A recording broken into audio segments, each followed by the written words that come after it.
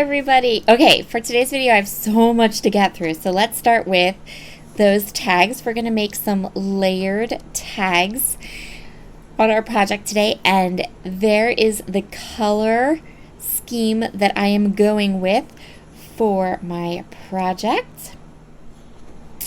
I went through my Maggie Home stash and I chose these papers to match my color scheme. We're also going to be playing with some hot foil and creating some beautiful peony florals that we're going to use on our project today. These papers are from a multitude of collections. Some of them are not available anymore. Some of them are. Anything that I can find that is available, I will link up in the description box down below. So I'm just showing you the different colors that match my color scheme, and I got these colors just off of a little mood board on Pinterest. So we're going to create a heritage layout. We're going to add loads of color, loads of different techniques on our layout today. We are also going to talk about titles. So there's a coordinating blog post that goes along with this over at A Cherry on Top as well. And the blog post is, this video is a little bit more about the techniques that I used on my project. The blog post is a little bit more about how much I don't think titles are a necessity and why. Or rather maybe why I don't think titles are always a necessity. I will say that. We're going to start with this set. So this is a suite of products from Pinkfresh Studio. It is called Peony Fantasy. So I don't have all of the sets of this suite. I just have the hot foil plates, the die cuts, and the stencils. There is a stamp set, but I decided I didn't need the stamp set. What makes this particular set perfect for scrapbooking is the fact that it cuts out all these flowers. So it cuts them out separately, which means once you've put this through your die cut machine, you have a set of 11 different individual flowers. They're in a bunch of different sizes. There's even some separate leaves. This is a really, really great set. So what I did was I foiled it twice, and then I took my solid plate from Pinkfresh Studio and foiled it again, and this is going to give me two different types of flowers. So we're going to have these gold florals that you see me putting the die set on now, and then you're also going to have some colored florals. What we're going to do now is we're going to go ahead and color up these florals using a whole bunch of different inks from Catherine Pooler and the stencils that coordinate. I am using my waffle flower grip mat to hold each of these stencil layers into place. And you guys, these grip mats are amazing. I am obsessed. So I just have one. It's easy to clean. It's easy to use. I love it. It is such an awesome tool for your scrap room. If you are someone who likes to ink blend or stencil or anything where you need just a mat to hold on to something and have it not move, this is the mat you want. I based all of my ink colors off of that color palette that I showed at the beginning, and also I wanted to get the flowers as close as I possibly could in color to the peachy pink cabbage rose pattern paper that I showed at the beginning. I did lose a little bit of video footage when I did the first flowers, so I'm just showing you the rest of the inking on the second panel of flowers. So far I've used Glitz, I've used Clay Mask.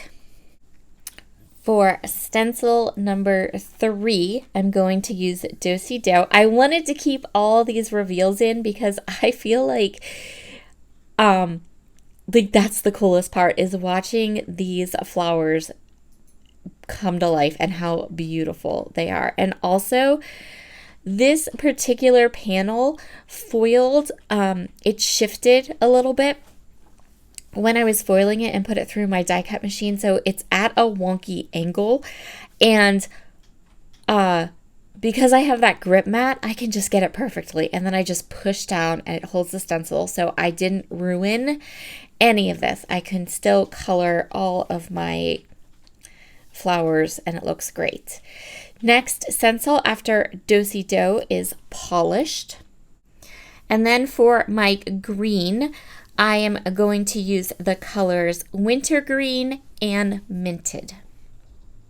And seriously, this makes the most beautiful flowers. I love them. So there's the Wintergreen, and now we have one more stencil. There's our grand reveal, and now I'm going to die cut all of these flowers, and I am going to also use that Catherine Pooler tag die that I showed at the beginning, and we're going to die cut a bunch of beautiful tags as well. So there are all of my die cut flowers, and then I took that one pattern paper that was cut apart and I cut apart everything. I went ahead and just took out the pieces that matched my color palette. In addition to the pattern papers, I also die cut a tag out of Brutus Monroe's Not Your Mama's Heavyweight cardstock, and I'm layering them up. The pattern paper from Maggie Holmes that I'm using, all of it tended to be on the thin side, and I really wanted more stability on these tags because, as you can see now, I am going to go ahead and I am going to layer up and kind of collage and create lots of paper layers on these tags, and I didn't want them to be floppy. Cherry on Top has recently started carrying Brutus Monroe's Not Your Mama's cardstock, and it is such a good cardstock. Oh, it's fabulous. I love it. I cannot stress enough how amazing it is. The only thing I wish is that they had it in 12 by 12. So I'm just going to keep an eye on that. And I'm going to keep saying, please make it in 12 by 12 because someday they might. And if they do, I am all over that. But for today, I went ahead, I die cut 4 tags out of pattern paper and then backed up those 4 tags with another tag from the Not Your Mama's cardstock from Brutus Monroe. And now I have really nice stable tags that I can load up with embellishments and lots of fun things. So I am going to, on each of these tags, view it almost like a little bit, almost like creativity on its own. So I'm going to take each tag one at a time. You can see here I am inking up using my Vintage Photo Distress Oxide ink. I am adding those beautiful peonies. I have both the colored ones and the gold ones, and I'm going to use them interchangeably. I am also leaving some open spots on these tags because when I have my layout all finished, I'm going to add some wax seals. And so I have kind of pre-planned a little bit some areas that will have the wax seals. What's really awesome about a cut apart piece like this is that you don't mind, once you have it all cut apart, you don't mind tearing it. You don't mind because that's what it's for.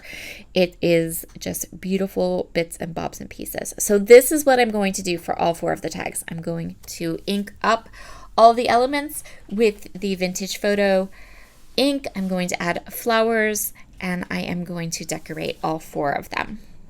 And here's a little sneak peek at what 2 of those tags looked like when they were finished. The page I'm going to create today and build is going to be heavy. It's going to have lots of layers. It's going to have lots of texture. So as an FYI, I am working on a patterned paper and I am going to, I backed up that pattern paper with a sheet of white cardstock for more stability for the exact same reason that I backed up the tags because these papers are thin and I knew I was going to be loading stuff up and I didn't want these papers to be floppy. So I'm cutting 2 little strips of that peachy pink paper that I used as inspiration for the flowers I created. I am going to go ahead and mat my photo on this beautiful pink and brown pattern paper. As I go ahead and start pulling my page together, let's talk about my photo and let's talk about titling. So this is a photo of my great grandmother. In my heritage album, I have already created probably 4, maybe even 5 heritage pages about my great grandmother. We called her Memmy. And I have documented and journaled my memories of her. I have documented and journaled her family, but I still have more photos of her. Photos that are beautiful, like this one. Photos I want to document, but photos that don't have a story attached to them. In some cases, like in this one, I don't have a year for this photo. I know who this person is. And so I don't have journaling. I don't have a story to tell. And when I was creating this page and I was thinking about a title, all I could think of were very kind of random words. I didn't want to be disingenuous. I'm very much real when it comes to my scrapbook layouts. And every title I thought of, every kind of thing I thought, well, I could say this, sounded canned and not what I wanted. So for this layout, I am totally okay with the fact that this has no title. This layout has no title. I am putting my great-grandmother's name on the back so you know who she is. And I'm going to write that I don't have a year for this photo. I don't know when it was taken. And it is going to go in my heritage album. And it's going to go in, because of how my heritage album is set up, it's not going to look funny. It's not going to look odd. When you flip through my heritage album, you're going to know who this is, because all of the photos, all of the pages before this, all of the pages after it tell the whole story. And now I just have these beautiful photos left that I don't want to not scrapbook. I want to include them, especially when you're dealing with heritage pages.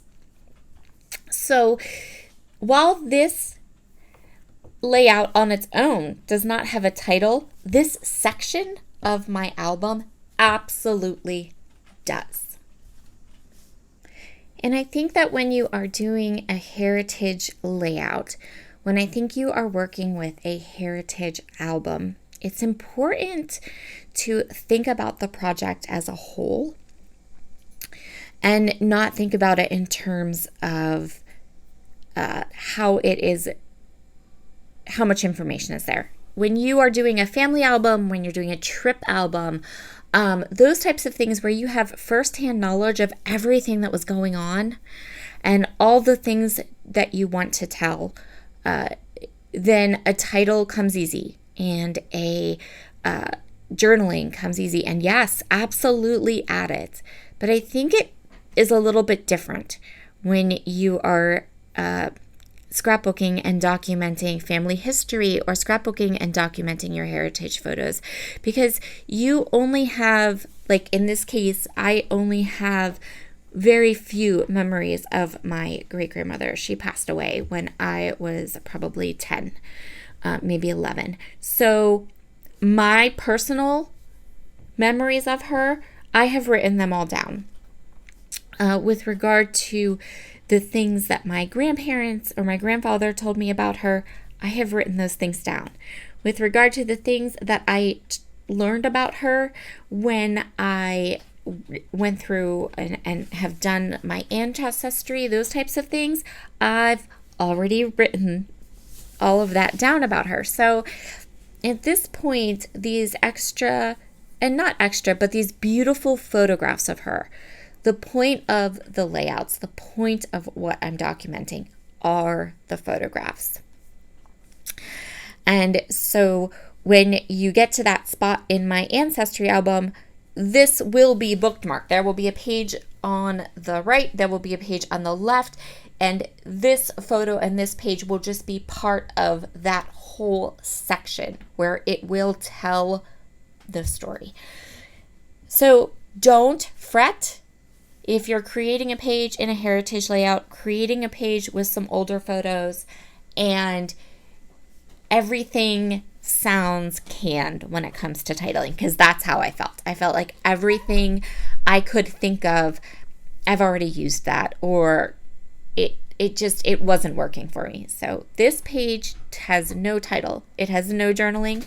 It is just beautiful and part of the heritage layout as a whole.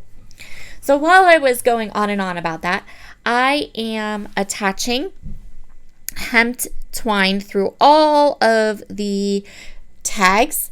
I'm using my Nuvo Deluxe adhesive. I curly cued them. I'm going to set them aside to dry. If it looks strange right now, don't worry, we're not done yet. But I wanted that glue and the hemp twine to dry before I continued on with the layout. So once my hemp cord was dry, you can see I've pulled out my wax seals, and I have all the rest of those flowers. And what I'm basically just going to do is create clusters. I'm going to build out clusters across the top and the bottom of these tags. I'm going to start with kind of floral bases, so some of the larger pieces. I'm going to create clusters the way I always do.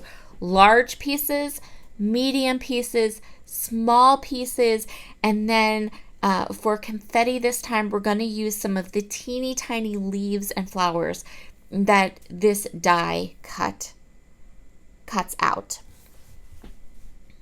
And then the little loops that I created with the twine that looked maybe a bit awkward when it was just the loops is now going to make sense and look beautiful across the top there, because those loops are going to kind of peek out from behind the flowers. I kept a few of the florals to hang off of the edge of the tag, and you'll also notice that I left a little bit of some of the tags off the edge too, just for aesthetics, because I just like the way that looks. It looks like it goes on forever on either side of her photo. And now I'm going to go ahead and adhere a couple of these wax seals. So remember, I said I saved places. You're going to see where some of those places are. They may not have looked that way, but I definitely had left some of these kind of open areas for a couple of the wax seals. So I'm just going to fidget around with them just a little bit till I like the placement. I'm also thinking about color, because I ended up with, I think, like 2 pink ones and 2 white ones, and I'm going to fidget with them because I don't want the pink ones to be on one side and the white ones to be on the other. You'll see. And here is where I'm going to place those wax seals for a final placement. I have already attached adhesive to the backs of them. I attach the adhesive to the back when I make them, so that makes it super easy for me to adhere them to the page. And I always push them down like way more than I have to. They are plenty sticky. They don't need me pushing them down forever, but I still do it. Once these are in place, that is going to finish this layout. And here are all of the close-ups. Be sure to head over to a Cherry on Top's blog where you can get a better look at all of these close-up photos, and there's tons more photos on the blog too. And if you are interested in any of the products that I used, and boy, did I use a lot today, you can head down to the description box and I will have anything that is available linked up. Talk to you soon. Bye.